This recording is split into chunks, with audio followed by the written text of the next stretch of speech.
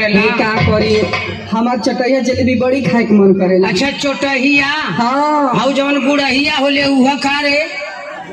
और का चिन्हिया होले मेला में वे न मिलेले।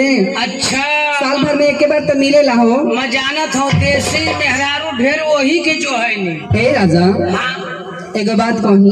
कहा का बात है? कह दी की नहीं कहा का बात है? ए हाँ आज तू कितना निक लगत बा।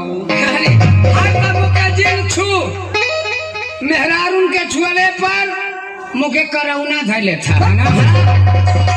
जनरली ऐसा हाँ करौना। हाँ रे हम कोई बाहर विदेश से आएगा तो करौना धरत हो। अरे मामी तू नहीं करौना ना धरा था तब वो गाँव में किरौना हली जात हम तू हमके कमर पाता। हाँ करौना किरौना ना होला। हाँ करोना। कोरोना। हाँ जानो किरौना का एक तो छोड़ा भूला मत। आज तू कितना निक लगत था ना। माँ हाई कुल पहले हवा।